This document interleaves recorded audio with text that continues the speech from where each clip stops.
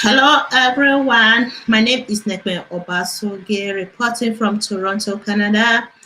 We are here today to discuss about Ondo state politics. The upcoming election is just 4 days ahead. I have with me in the studio Mr. Patrick Shekoni. He lives here in Canada, but he's a citizen of Ondo State and he's also a member of the Zenith Labour Party. Okay, so he's here with me in the studio. Hello, sir, Mr. Patrick. Hello, I can hear you, my sister. Thank you for joining us on the show today, sir. I It's know my that you pleasure. are, yeah, you are one of the prominent members of the Zenith Labour Party in Ondo State, and the deputy governor of the state is currently running under the Zenith Labour Party. So just tell us your experience about the political climate of the state right now. You know, as a member of this Zenith Labour Party, at least you have your own personal experience. Yeah, thank you very much. Without being sounding modest, Ondo State is a state where there is a conventional arrangement or an unwritten sort of arrangement to be rotating the governorship office or governorship seat of the state among the three senatorial districts. Okay. We have three senatorial districts in Ondo State. That is Ondo North, Ondo Central, and Ondo South Central District. Each of these central districts comprises 6 local government each. Since 1999, when the country returned to democracy, we started from Ondo North Central District. Now is 2020. It is the turn of Ondo South Central District to produce the next governor of Ondo State. And while it is the turn of the Southern Central District in office, Rotimi Akeredolu has spent 4 years in office. Late Adekunle Ajayi from Owo spent 4 years in office. In totality, that is 12 years for the Northern Central District. In Ondo Central District, Dr. Segun Mimiko spent 8 uninterrupted years. That is 8 years in office. In Ondo South Central District, it was only late Dr. Olusegun Agaguda spent 6 years in office. So, in fairness, in truthfulness, it is the turn of Ondo South Central District to produce the governor of Ondo State so that there will be political or power equilibrium. The power will be able to balance across the 3 senatorial districts.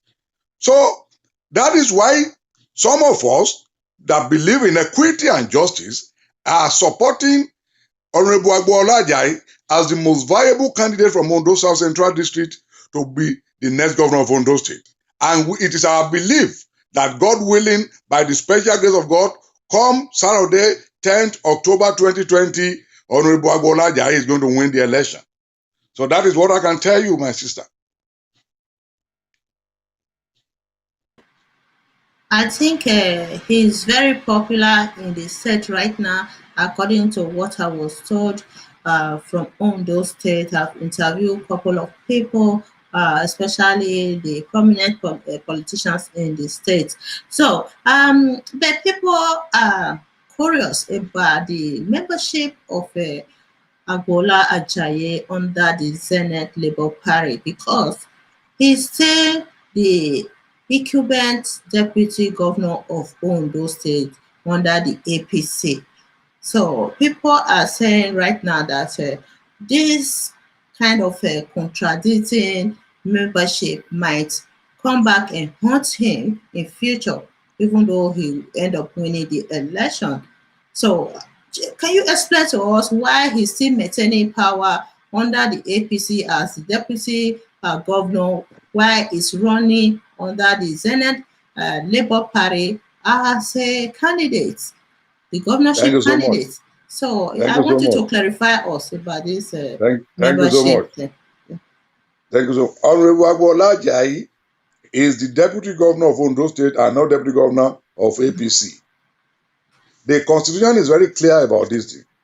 The Okay. Constitution of the Federal Republic of Nigeria, 1999, as amended, is very clear about how you can be a member of a political party in Nigeria.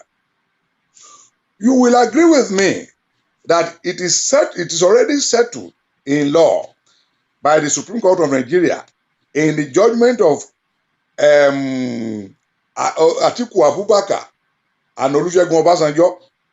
When Atiku Abubakar was elected, he was elected as vice president on the platform of PDP AC. And when he joined, not only joining the then AC, he joined and got the presidential ticket of the party. And he went into that election as the presidential candidate of AC. Unfortunately, he lost the election. But the fact remains that even when he was contesting under AC, he remains the sitting vice president of the Federal Republic of Nigeria because the Constitution has settled that. Being a vice president or deputy governor of a state is different from being a political party. Being a member of a political party. Honorable Agboola Ajayi is the sitting deputy governor of Ondo State as of today by the grace of God, but he is no longer a member of APC in Ondo State. Haven't resigned legally, constitutionally, as provided by the Constitution months ago. He resigned his membership of APC in his own word via a letter of resignation to the party through the ward chairman. Okay. So as of today, he is no longer a member of APC, but he remained the deputy governor of Ondo State. So there are two different issues. He is the deputy governor of the state and is a member of Zenith Labour Party. He is the gubernatorial candidate of Zenith Labour Party. So there are two different things. Okay, so he can still maintain the position while he just like Obaseki maintained his own position as the governor of Edo State. Because Obaseki was governor of Edo State, and that was about 2 months ago. He resigned his membership of APC and joined PDP, where he got the ticket, to contest for the second time. Fortunately for him, he went to the election and he won the election under the platform of PDP. And Obaseki did not resign as a member of, he did not resign as governor because the constitution of the country protected him, even as a sitting governor, if he resigned his membership of APC and joins another party that he likes. So that is it. So it's the same thing with the deputy governor. The governor and deputy governor, the governor and deputy governor, they are enjoying immunity. It's the same thing. Okay, clear enough. So which means he has a constitutional right. He has a constitutional right to join any party of his choice. To join any party of his choice while he still maintain the position. Yeah. Exactly. So he has already written a letter of resignation to his ward chairman. Yeah. Okay. Yeah. Like what Governor Obaseki did, that he publicly announced his resignation before he. And that's exactly what Agboola Ajayi did in Ondo State a couple of months ago. Oh, okay. Yeah, I think he's good to go. And he's very popular right now. APC, they said, according to what I was told, APC is ravaging the state, honestly. APC, the incumbent governor, Akeredolu, and his son, the wife, all of them. As the Lord liveth, we are not going to see the type of Akeredolu again in Ondo State as governor of that state. We have gotten governors in the time past. We were in the state when Adebarati was the governor. We were in the state when Olusegun Agagu was the governor. We were there when Olusegun Mimiko was the governor. The worst governor that ever governed Ondo State is Rotimi Akeredolu. And we will, by the grace of God, we cannot fold our arms and be looking at Akeredolu and his cronies and his wife and his family members destroying the Commonwealth of Ondo State. You see, it is our prayer that affliction will never rise again for the second time in Ondo State. You can go to Ondo State. You can go and you can do your private investigation. You can interview the people of the state. They will tell you that Ondo State has never had it so bad in the annals of the political history of that state since the creation of Ondo State in 1976. Akeredolu is the worst thing that has ever happened to Ondo State. That's what they said. They told me That is the, yesterday, and that is the truth. honestly. Yeah, they told me That is that the truth. the wife, she's out there ruining insults on That is the wife will just be hurling insults on anybody that is having contrary opinion to that of his to that of the government of her husband. yeah, that's what they said. The son will be hurling insults, will be on anybody that is having contrary opinion, as if the government of Ondo State is their birthright. Yeah, that's what I was told. Oh, they said the wife will go on social media and start raining insults on the masses. The It has people never that been so bad in the annals of the political history of that Sunshine State. It has never been so bad. But we are not going to fold our hands and be looking at him and his family members destroying that state for us. Because we are all members of the state. And we will do everything humanly possible by the grace of God to stop him and his family come 2020. yeah. So they said they are turning the state into family business. They are turning the state into family business. They are doing what they like with our Commonwealth, and it is unheard of for a governor, to so much empower his wife and the children to be, to be tampering with the Commonwealth of the state as we are witnessing presently in Ondo State. Okay, let's switch to this Tinubu. According to what people were saying, that Tinubu is playing the role of a godfather in Ondo State. Honestly, I won't deceive you. As a politician of note in Ondo State and in Nigeria, I am not going to deceive you about this idea of eradicating godfatherism. There is no way you can talk about politics in Nigeria without talking of godfatherism. Godfatherism, yeah. I think you understand me. I expect Tinubu to be doing what he is doing. As a chieftain of APC, he has gotten that right to support Akeredolu. Just like Dr. Olusegun is supporting his own candidate, that is Agboola Ajayi.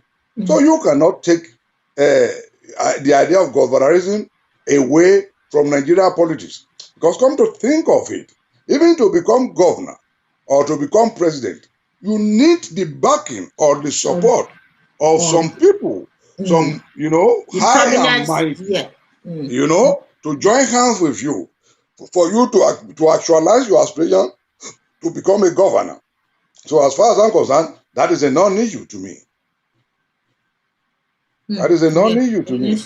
Yeah, we can't fully eradicate this idea of godfatherism. You can't fully eradicate the idea of godfatherism in Nigerian policy. Yeah, because they surely need the backing of a prominent political actor in the state in order for them to strive. Otherwise, it will be difficult. Right now, according to what I heard, that Ajayi, Agboola Ajayi, is being supported by the former governor of Ondo State, Olusegun Mimiko, that is even funding his campaign. So what is the relationship between the former governor Mimiko and Ajayi? And they also told me that he's the father of the Zenith Labour Party, Mimiko. The former governor Olusegun Mimiko is the leader of Zenith Labour Party. Oh. So there is no way he will not support his own candidate. Yes. Agboola Ajayi is the candidate of his own party. So supporting Agboola Ajayi is supporting his own party. He is the leader of the Zenith Labour Party. So he is not doing something unusual of a political leader. He is doing what is expected of him as a political leader, to be done. So that is just it. Yeah. So I understand that. So right now, what about the PDP? What is PDP doing in the states? Well, you see, I think PDP they are doing their own electioneering campaign, Mm. and but you see, one thing I can tell you about the PDP is that PDP has got no chance, you know, about this election. This is this election is between the incumbent governor of Ondo State, that is Akeredolu, the candidate of APC, and the Zenith Labour Party. Because the PDP, they have Mm. made a mistake of fielding a candidate from the wrong place. Fielding a candidate from Ondo Central District 4 years after Ondo Central relinquished power to the Northern Central District is an error on the part of PDP. It's a Okay. mistake on the part of PDP because there is an unwritten agreement. There is a conventional arrangement in Ondo State to be rotating the position of This governorship between the three central districts. Central So it is District. not yet the turn of Ondo Central again to produce the governor of Ondo State. So that is why I said Mm. PDP is not even in the race. Anybody supporting PDP is just wasting his time. As far Yeah. as this Saudi election is concerned, it's Mm. between APC and Zenith Labour Party. So, and they refuse to give Agboola Ajayi tickets. The PDP, that is why he switched to Zenith Labour Party. You know that. That's what happened. You know, it became to PDP. You are right. Mm. Agboola Ajayi came to PDP. He contested for the primary election. He Mm. scored about 680 something votes, close to 690 votes. He came second. You know, he lost to Jagede. What PDP ought to have done if the party is serious on winning back Ondo State, then was to give the ticket to Agboola Ajayi, coming to the party as a sitting deputy governor of the state. Look at what happened in Edo State. Obaseki came into the party as a sitting governor, and the party persuaded all aspirants to step down for him, and he was given an automatic ticket. I expected the party to do same for Agboola Ajayi when he came to join the party They as did it. a sitting deputy governor of the state. But instead of doing that, they allowed 8 aspirants, to go into the contest with him. Eventually, he came second. Mm. The candidate of the party now, Jagede won the election. But everybody in Ondo State will agree with me that Jagede is from the wrong zone as far as 2020 That, governorship election is concerned. okay. Yeah, I understand. They would have, oh yeah, they would have allowed Ajayi, If they have to allowed take Ajayi from the the Southern ticket. Central District to Yes. fly the party's ticket, and the ticket of deputy governorship was given to the Central, it will Mm. be a walkover for the party at the It's, election. yes, and it would have give room for PDP to That strike is in the exactly what I'm state. saying. It Yeah. will be a walkover for the party at the Yes. election. But because the people of the Southern Central Mm. District have been clamoring, yearning Mm. for this governorship seat Mm. for the past 4 years, because they believe they have been neglected for so For a long a long time. time. Yeah. After Olusegun Agagu, who left office in 2009. Okay. Yeah, clear enough, clear enough. PDP would have, yes, that's what happened in those said that That's exactly what happened in when Edo State. yeah, when That is exactly what Obaseki happened. You see, came in. that is what happened in Sokoto. Mm. When Tambuwa came to the party, they ensured that Tambuwa got the ticket. Mm. So Tambuwa crossed back. He came back to the party from APC, APC just as like well. Agboola Ajayi, Mm. just like Agboola Ajayi did. So it's Okay. no They big would deal. have considered the zoning thing, that the They would have leadership considered the zoning. only thing Yeah. that was the same mistake that the party made in 2016. In Mm. 2016, when the party fielded Ita Ojegede, some of us we rose against it, and we told the party that this thing is wrong.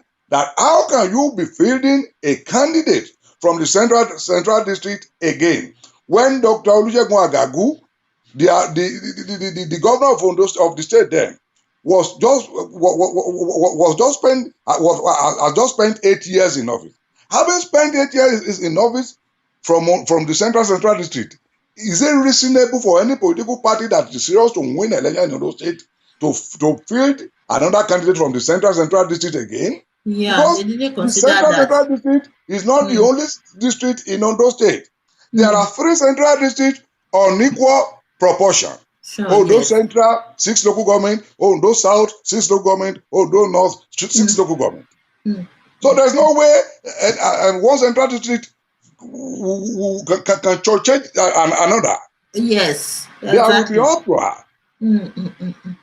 It's You very know, clear. PDP made a big mistake there. You know, in PDP made Edo a State, mistake. they had their candidates before. They have candidates before Governor Obaseki decamp to PDP. But when he came, he negotiated with them. All of them stepped The down. likes of While they Kennedy, are, Agma, and some other people, they withdrew for yes, Obaseki. Those are yes, the people that knew what victory is all about, because they wanted to win back Edo State, and exactly. God has given them back the state now. You will They, see, I wish Obaseki ran under the APC. PDP would have not been able to defeat the APC. Never. You know that because of the popularity of Obaseki. exactly. So You know, they are lucky to even have him in their political party. So they ensure that they negotiated with Governor Obaseki. Other candidates stepped down for him so that they will win the states. And the cooperation was exactly. obvious. Yeah. So in Ondo State, they didn't do that instead, and they didn't consider the zoning thing. I wish they considered the zoning, They didn't the rotation of consider the leadership. zoning. They Yes. didn't consider the zoning system. They didn't consider the mistake that we made in 2016 that led us to failure, monumental failure for that matter. And they made the same mistake again in 2020. They're not going to win. PDP, for me, I don't think PDP So that's will why win. I said, as far as I'm concerned, the PDP is not in the race. Yeah. That's a big mistake they made. So that is it. And he would have bring this crowd to PDP right now, because he's carrying the crowd in Ondo State, Ajayi, right now. Is it coming to the chances of Agboola Ajayi in the forthcoming election? I can assure you, if there is free and fair election in Ondo State, if the security will not compromise, if INEC will not compromise, if there is free and fair election, one man, one vote, one woman, one vote, one youth, one vote, by the grace of God, Agboola Ajayi will win the election. Yeah. I am sure of that one. Yes. He will win the election. I am sure. If INEC continue with the templates they use for Edo State. Thank you. Yes. If INEC will continue with the template they use in Edo State, if security will continue with the template they use in Edo State, I can assure you that by the grace of God, Agboola Ajayi is going to win the election. Interesting. Because I know the strength of the Zenith Labour Party in Ondo South Central District. I know the strength of the Zenith Labour Party even in Ondo Central District that supposed to have been considered as the stronghold of the PDP in this election. So where is the stronghold of PDP? The only place that the PDP can be laying claim to now is Akure South and probably Akure North, where Jegere hails from. So they may be laying claim to that, and that is only 2 out of the 18 local government. Akure South and Akure North. How many people will vote in Akure South and Akure North? And it is not possible that everybody in Akure South and Akure North vote for PDP. The Zenith Labour will still have votes there. Even the outgoing government, APC, will still have their own votes there. It's so sad for PDP though. They just throw away the blessing. They throw away their blessing. It's so sad for them. Otherwise, they would have, because the APC is very unpopular in the state right now, and Ajayi would have brought that crowd to PDP. The APC have brought untold hardship on the people of Ondo State. And that is why the party cannot be popular again. That is why Akeredolu cannot be accepted. It's not acceptable again. They have brought untold hardship on the people of that Sunshine State. During the administration of Olusegun Mimiko, there was free health care for children under the age 0 to 5. There was free health care for nursing mothers. Delivery is free in Ondo State during that time through the Mother and Child Program of Olusegun Mimiko. But today, before you can have a delivery in any government hospital in Ondo State, you are going to pay through your nose. They are paying through between 75,000 and 150,000 naira before you can have your delivery through CS. The same thing when the Labour Party was in government through Olusegun Mimiko in Ondo State. We had free shuttle buses for the student of secondary school and primary school pupils. Where are the shuttle buses today? They have disappeared to the thin air. Courtesy of Akeredolu and his family. I think you understand me now. Yes, I understand. Go to any government hospital, any government health centers in Ondo State. You cannot see free drug any longer. You know, during the last administration, the SS3 students in Ondo State we are having their WASC examination free of charge because government will pay for them. But today it's a different ballgame. It's a different thing. Free WASC examination for our SS3 students have become a thing of the past. Now parents are now paying through their nose to get their children registered for WASC. Before during the last administration, the highest you can pay in our state-owned university, Adekunle Ajayi University in Dakunba Akoko, was 30,000 naira. If you want to read law, you will pay 30,000. Other courses we have 25,000 tuition fee. Today it ranges between 150,000 naira and 200,000 naira. And as a result of that, a lot of the children of Ondo State have dropped out of school. When their parents can no longer afford the exorbitant fee.